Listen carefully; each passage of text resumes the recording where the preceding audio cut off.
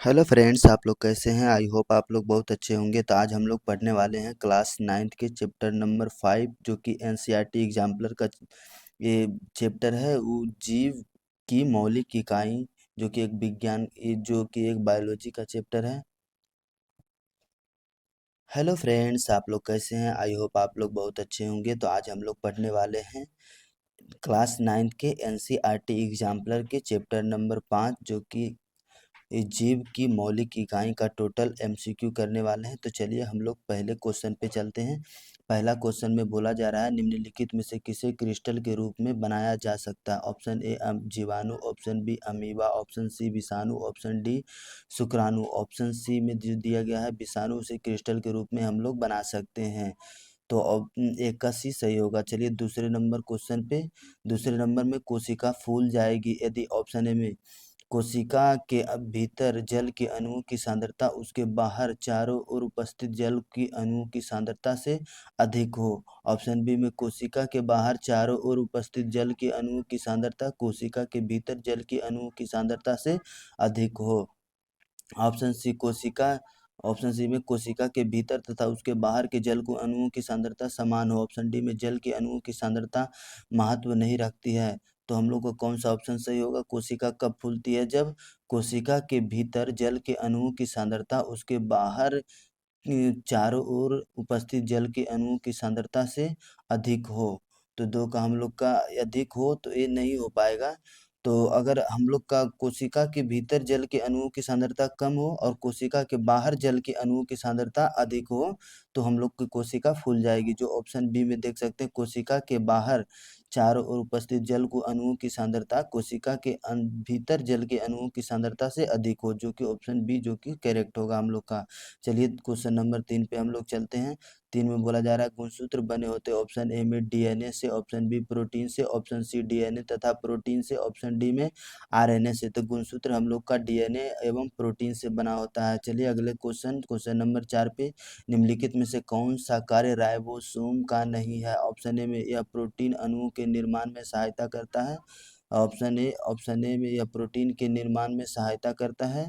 और option B में यह एंजाइमों के निर्माण में सहायता करता है। ऑप्शन 3 में यह हार्मोन के निर्माण में सहायता करता है। ऑप्शन 4 में यह मंड के अणुओं के निर्माण में सहायता करता है। तो कौन सा सही होगा? हम लोग का ऑप्शन ए में दिया गया 1 तथा 2 सही होगा, बी में 2 तथा 3 सही होगा, 3 में 3 तथा 4 सही होगा और 4 में दिया गया कि 4 और 1 सही होगा।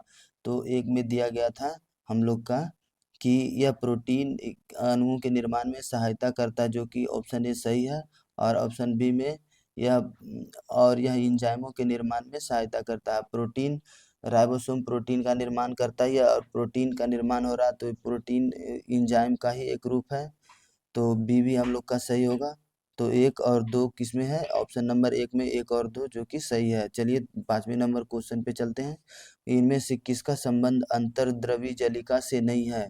ऑप्शन ए में यह केंद्रक एवं कोशिका द्रव्य के बीच प्रोटीन के लिए अभिगमन चैनल की तरह कार्य करता है। ऑप्शन बी में यह कोशिका द्रव्य के विभिन्न क्षेत्रों के बीच पदार्थों को पहुंचाता है। ऑप्शन सी में यह ऊर्जा उत्पादन का एक स्थल है। ऑप्शन डी में कोशिका यह कोशिका के कुछ जैव रासायनिक क्रियाओं का स्थल हो सकती है। तो कौन सा हम लोग का अंतर्द्रव्य जालिका का जो है एक संबंध नहीं है? यह ऊर्जा का उत्पादन करती है, जो कि गलत है। यह ऊर्जा का उत्पादन नहीं करती है। चलिए 6ठे नंबर क्वेश्चन पे। तो छठे नंबर क्वेश्चन में बोला जा रहा है प्राशन की कुछ परिस्थितियां नीचे दी गई है, इन्हें सावधानी से पढ़िए और सही परिभाषाएं चुनिए। ऑप्शन ए में अर्धपरागम में झिल्ली से होकर जल के अणुओं का अधिक सांद्रता वाले क्षेत्र से निम्न सांद्रता वाले क्षेत्र की ओर जाना। और ऑप्शन बी में विलायक अणुओं का अधिक सांद्रता से निम्न सांद्रता की ओर जाना। ऑप्शन सी में दिया गया है कि परागम्य झिल्ली से होकर विलायक अणुओं का अधिक सांद्रता से निम्न सांद्रता वाले विलयन की ओर जाना। ऑप्शन डी में अर्धपरागम्य झिल्ली से होकर विलय अणुओं का निम्न सांद्रता वाले विलयन से अधिक सांद्रता वाले विलयन की ओर जाना। तो हम लोग का कौन सा ऑप्शन जो है सही होगा? ऑप्शन ए में दिया गया था हम लोग का ऑप्शन ए में दिया गया था कि अर्धपरागम्य झिल्ली से होकर जल के अणुओं का अधिक सांद्रता वाले क्षेत्र से निम्न सांद्रता की ओर जाना, जो कि एक सही होगा हम लोग का 6 का ए सही होगा, जो कि प्रासरण की परिभाषाएं है। तो चलिए 7 नंबर क्वेश्चन में चलते हैं हम लोग। 7 नंबर क्वेश्चन में बोला जा रहा है कि पादप कोशिकाओं में जीव द्रव्य कुंचन को किस तरह से परिभाषित किया जाता है। ऑप्शन ए अल्प परासारी माध्यम में प्रद्रव्य झिल्ली का टूटना। ऑप्शन बी में अल्प परास्रवी माध्यम में कोशिका द्रव्य का सिकुड़ना। ऑप्शन सी में कोशिका द्रव्य का सिकुड़ना। ऑप्शन डी में इनमें से कोई नहीं। तो कौन सा हम लोग जीव द्रव्य कुंचन का अर्थ होता है कि अल्प परास्रवी अल्प परासारी माध्यम में कोशिका द्रव्य का सिकुड़ना। ये जीव द्रव्य कोशिका में जीव द्रव्य कुंचन की एक परिभाषा है। तो चलिए 8 नंबर क्वेश्चन पे हम लोग चलते हैं। 8 नंबर क्वेश्चन में बोला जा रहा है निम्नलिखित में से किसके चारों ओर एकल झिल्ली का आवरण होता है। ऑप्शन ए में माइटोकॉन्ड्रिया, ऑप्शन बी में राजधानी, ऑप्शन सी में लाइसोसोम, ऑप्शन डी में लवक। तो ऑप्शन बी में जो है राजधानी के चारों ओर जो एकल झिल्ली का आवरण होता है। चलिए 9 नंबर क्वेश्चन पे चलते हैं हम लोग। 9 नंबर क्वेश्चन में गलत वाक्य को ढूंढिए। ऑप्शन ए में गोल्जी उपकरण लाइसोसोम के बनने में शामिल होता है। ऑप्शन बी में केंद्रक माइटोकॉन्ड्रिया एवं लवक डीएनए होता है, इसलिए ये अपनी संरचनात्मक प्रोटीन बनाने में समर्थ है। ऑप्शन सी में माइटोकॉन्ड्रिया को कोशिका का पावर हाउस कहा जाता है क्योंकि इसमें एटीपी का उत्पादन होता है। ऑप्शन डी में कोशिका द्रव्य को प्रद्रव्य भी कहा जाता है। तो गलत वाक्य को हम लोग को ढूंढना था। तो गलत वाक्य हम लोग का कौन सा है? ये गोल्जी उपकरण लाइसोसोम के बनने में शामिल होता है, जो कि हम लोग का गलत है। गोल्जी उपकरण लाइसोसोम के बनने में शामिल नहीं होता है। तो चलिए हम लोग 10वें नंबर क्वेश्चन पे चलते हैं। 10वां नंबर क्वेश्चन बोला जा रहा है कि सही वाक्य को ढूंढिए। लाइसोसोम के भरे हुए एंजाइम रुक्ष अंतर्द्रवी जलिका से बने होते हैं। ऑप्शन बी में रुक्ष अंतर्द्रवी जलिका एवं चिकनी अंतर्द्रवी जलिका क्रमशः लिपिड एवं प्रोटीन की बनी होती है। ऑप्शन सी में अंतर्द्रवी जलिका का कोशिका झिल्ली के नष्ट होने से संबंध है। ऑप्शन डी में यूकैरियोटिक केंद्रक के केंद्रक द्रव्य में केंद्रकाभ होता है। तो कौन सा हम लोग का सही होगा? तो चलिए पहले कोई ऑप्शन में दिया गया था कि लाइसोसोम के भरे हुए एंजाइम रुक्ष अंतर्द्रवी जलिका के बने होते हैं, जो कि सही है। लाइसोसोम के भरे हुए जो एंजाइम है वो रुक्ष अंतर्द्रवी अंतर्द्रवी जलिका के बने होते हैं, RER। और चिकनी अंतर्द्रवी जलिका होती, दो प्रकार की अंतर्द्रवी जलिका होती है, चिकनी और एक रुक्ष। तो लाइसोसोम रुक्ष अंतर्द्रवी जलिका का बने होते हैं। चलिए 11 नंबर क्वेश्चन पे चलते हैं हम लोग।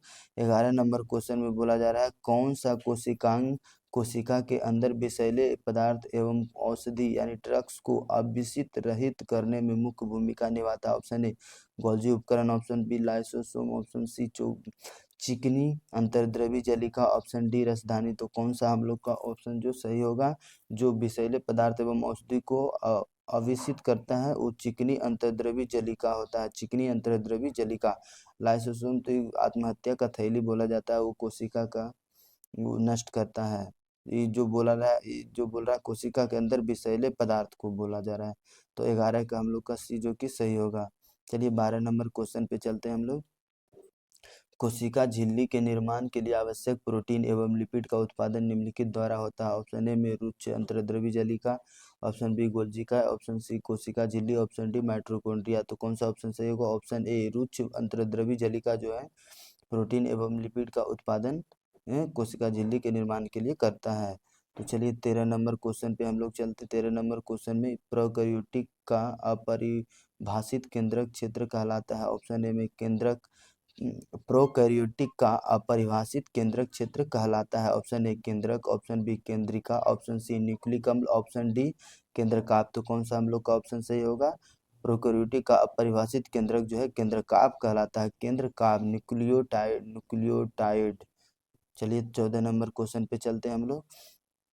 कोशिका अंगक जो सरल शर्करा को जटिल शर्करा में बदलने में शामिल है, कौन सा है? ऑप्शन ए अंतर्द्रवी जलिका, option B ribosome, option C लवक और ऑप्शन डी गोल्जी उपकरण। तो कौन सा हम लोग का सही होगा? गोल्जी उपकरण जो है सरल शर्करा को जटिल शर्करा में बदलने में शामिल होता है। ये अगर जो गोल्जी उपकरण नहीं रहता तो हम लोग का ऑप्शन अंतर्द्रवी जलिका हो सकता था, मगर उसके अंदर जो कार्य करता है ये गोल्जी उपकरण करता है। तो 14 का सी जो कि सही होगा। चलिए 15 नंबर क्वेश्चन पे हम लोग चलते हैं। 15 नंबर क्वेश्चन में निम्नलिखित में से कौन सा राजधानी का कार्य नहीं है?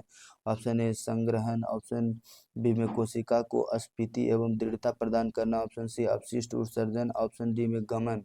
गमन जो है राजधानी का कार्य नहीं है और संग्रह करता है, स्टोरेज करता है, कोशिका को स्फीति एवं दृढ़ता भी प्रदान करता है और अपशिष्ट का उत्सर्जन भी करता है। तो चलिए 16 नंबर क्वेश्चन पे हम लोग चलते हैं। 16 नंबर क्वेश्चन में बोला जा रहा है कि अमीबा जिस प्रक्रिया के द्वारा भोजन प्राप्त करता है वह कहलाती है। ऑप्शन ए में बही कोशिकाता, ऑप्शन बी में अंतः कोशिकता, ऑप्शन सी में प्रद्रव्यलयन, ऑप्शन डी में बही कोशिकता और अंतः कोशिकता दोनों द्वारा। तो ऑप्शन कौन सा हम लोग का सही हो जाएगा? ऑप्शन नंबर बी जो सही होगा, अंतः कोशिका द्वारा, यानी अपने चारों तरफ यानी पक्षमाभ द्वारा जो है यानी स्यूडोपोडिया द्वारा अपना भोजन ग्रहण करता है। तो 16 का बी जो कि सही होगा। चलिए 17 नंबर क्वेश्चन पे हम लोग चलते हैं। निम्नलिखित में से किसकी कोशिका भित्ति सेल्यूलोज से बनी होती है? ऑप्शन किसकी कोशिका भित्ति सेल्यूलोज से बनी होती है? ऑप्शन ए जीवाणु, ऑप्शन बी हाइड्रिया बनी नहीं होती। किसकी सेल्यूलर कोशिका भित्ति सेल्यूलोज से बनी नहीं होती? तो ऑप्शन ए जीवाणु, option B hydrilla, option C आम वृक्ष, ऑप्शन डी कैक्टस। तो किसका जो है कोशिका भित्ति जो है सेल्यूलोज का नहीं बना होता? जीवाणु का। जीवाणु को कोशिका भित्ति सेल्यूलोज का नहीं बना होता है। इसका जो कोशिका भित्ति जो हम लोग का जीवाणु का जो बना रहता है वो होता है एक पेप्टिडोग्लाइकन नामक एक पदार्थ होता है, उसकी उसी का बना रहता है कोशिका भित्ति जीवाणु का। और पादप का तो सेल्यूलोज हो गया, कवक का काइटिन हो जाता है। तो 18 का चलिए चलते हैं हम 18 नंबर क्वेश्चन पे। सिल्वर नाइट्रेट का घोल किसी एक के अध्ययन में इस्तेमाल होता है? ऑप्शन ए में अंतर्द्रव्य जलिका, ऑप्शन बी में गोल्जी उपकरण, ऑप्शन सी में केंद्रक, ऑप्शन डी में माइटोकॉन्ड्रिया। तो कौन सा ऑप्शन सही होगा? हम लोग का ऑप्शन नंबर बी गोल्जी उपकरण। गोल्जी उपकरण जो कि सही है। इसके अध्ययन के लिए सिल्वर नाइट्रेट का उपयोग किया जाता है। चलिए हम लोग 19 नंबर क्वेश्चन पे चलते हैं। 19 नंबर क्वेश्चन में बोला जा रहा है कि केंद्रक के अलावा यह अंगक किसमें डीएनए होता है? केंद्रक के अलावा यह अंगक किसमें डीएनए होता है? ऑप्शन ए में अंतर्द्रव्य जलिका, ऑप्शन बी में गोल्जी उपकरण, ऑप्शन सी में माइटोकॉन्ड्रिया, ऑप्शन डी में लाइसोसोम। तो किसमें होता है? ऑप्शन सी जो कि माइटोकॉन्ड्रिया में जो है माइटोकॉन्ड्रिया में डीएनए होता है। तो 19 का सी हम लोग का सही होगा। 20 नंबर क्वेश्चन पे चलते हैं। निम्नलिखित में से किसको कोशिका का रसोई कहा जाता है? कोशिका का रसोई हम लोग किसे कहते हैं? कोशिका का रसोई हम लोग ऑप्शन ए में माइटोकॉन्ड्रिया, ऑप्शन बी में अंतर्द्रव्य जलिका, ऑप्शन सी में हरित लवक, ऑप्शन डी में गोल्जी उपकरण। गोल्जी उपकरण को तो पुलिस यानी ट्रैफिक ऑफ पुलिस कहा जाता है। हरित लवक को ही हम लोग कोशिका का रसोई कहते हैं। माइटोकॉन्ड्रिया का तो वो पावर हाउस कहते हैं, ऊर्जा घर कहते हैं, जबकि रसोई घर हरित लवक को कहा जाता है। चलिए 21 नंबर, कोशिका में लिपिड अणुओं को निम्नलिखित के द्वारा संश्लेषित किया जाता है? ऑप्शन ए चिकनी अंतर्द्रव्य जलिका द्वारा, ऑप्शन बी रुक्ष अंतर्द्रव्य जलिका द्वारा, ऑप्शन सी गोल्जी उपकरण द्वारा, ऑप्शन डी लवक द्वारा। तो किसके द्वारा किया जाता है? हम लोग का ऑप्शन ए में जो दिया जाए चिकनी अंतर्द्रव्य जलिका द्वारा लिपिड अणुओं का कोशिका में लिपिड अणुओं को किसके द्वारा संश्लेषित किया जाता है? तो चिकनी अंतर्द्रव्य जलिका के द्वारा। तो चलिए 22 नंबर क्वेश्चन पे चलते हैं। नई कोशिका का निर्माण पूर्व स्थित कोशिका से होने की बात किसने कही थी? ऑप्शन ए में Haeckel, option B Virchow, option C Hooke, option D Schleiden. तो कौन किसने की थी? विर्चो ने कही थी। ऑप्शन बी जो कि सही होगा। 23 नंबर, कोशिका सिद्धांत निम्नलिखित द्वारा प्रतिपादित किया गया था? किसके? ऑप्शन ए स्लाइडेन एवं Schwann, option B Virchow, option C Hooke, option C Haeckel. तो कोशिका सिद्धांत स्लाइडेन एवं स्वान ने दिया था। चलिए 24 नंबर क्वेश्चन पे चलते हैं हम लोग। 24 नंबर क्वेश्चन में बोला जा रहा है प्रोकैरियोटिक कोशिका में दिखने वाला एकमात्र कोशिका अंगक कौन सा? Option A mitochondria, option B ribosome, option C लवक, ऑप्शन डी लाइसोसोम। तो राइबोसोम जो है 70S राइबोसोम जो है प्रोकैरियोटिक में 80S और यूकैरियोटिक में हो पाया जाता है। तो राइबोसोम जो है हम लोग का प्रोकैरियोटिक में देखने को मिलता है। चलिए हम लोग तो 24 का ऑप्शन हो जाएगा बी। 25 नंबर, वह अंगक जिसमें कोशिका भित्ति नहीं होती है? ऑप्शन ए में राइबोसोम, ऑप्शन बी में गोल्जी उपकरण, ऑप्शन सी में हरित लवक यानी क्लोरोप्लास्ट, ऑप्शन सी में केंद्रक। वह अंगक जिसमें कोशिका भित्ति नहीं होती है। किसमें कोशिका भित्ति नहीं होती? Option A.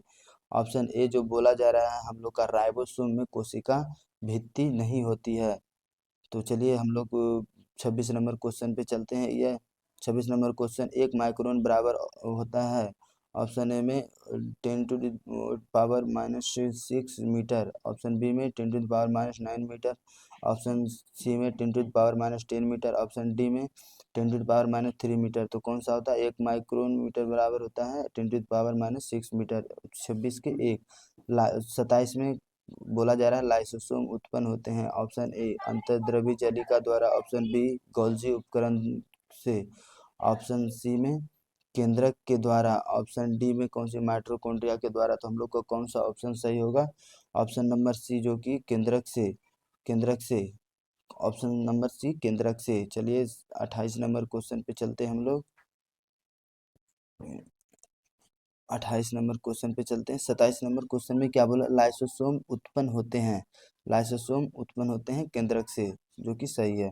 चलिए 28 नंबर क्वेश्चन पे हम लोग चलते हैं। 28 नंबर, सजीव कोशिकाएं निम्न के द्वारा खोजी गई थी। ऑप्शन ए में रावोट ऑप्शन बी में पुरकिंजे, ऑप्शन सी में ल्यूवेनहॉक, ऑप्शन डी में रॉबर्ट हुक। ऑप्शन सी जो बोला जा रहा है ल्यूवेनहॉक द्वारा सजीव कोशिकाओं की खोजा गया था। ऑप्शन क्वेश्चन नंबर 29 में चलते हैं हम लोग। निम्नलिखित कथनों में से विसंगत कथन को चुनिए। विसंगत कथन को हम लोग चुनना है। ऑप्शन ए में दिया गया अर्धपरागम्य झिल्ली से, अर्धपरागम्य झिल्ली से होकर जाने वाली जल की गति उसमें घुले, अर्धपरागम्य झिल्ली से होकर जाने वाले जल की गति उसमें घुले हुए पदार्थों की मात्रा से प्रभावित होती है। ऑप्शन बी में झिल्ली कार्बनिक अणुओं और जैसे लिपिड और प्रोटीन और लिपिड से बनी होती है। ऑप्शन सी में कार्बनिक विलायक में घुलनशील अणु झिल्ली से होकर आसानी से गुजर जाते हैं। ऑप्शन डी में बोला जा रहा है कि पादपों में कोशिका झिल्ली में काइटिन काइटिन शर्करा होती है। तो पादपों में कोशिका झिल्ली में काइटिन शर्करा होती है, जो कि गलत है। पादपों में जो हम लोग का होता है सेल्यूलोज होता है, और कवक में काइटिन होता है, और जो जीवाणु में होता है हम लोग का पेप्टिडोग्लाइकेन। पेप्टिडोग्लाइकेन का जो कोशिका भित्ति जीवाणु का बना होता है, और कवक का काइटिन, और पादप का सेल्यूलोज। तो हम लोग का तो टोटल जो एमसीक्यू था, टोटल क्वेश्चन कंप्लीट हो चुका है। तो ठीक है दोस्तों, मिलते हैं हम लोग अगले वीडियो में अगले चैप्टर के साथ। अगर वीडियो अच्छा लगा हो तो लाइक शेयर और सब्सक्राइब करिएगा। तब तक के लिए धन्यवाद।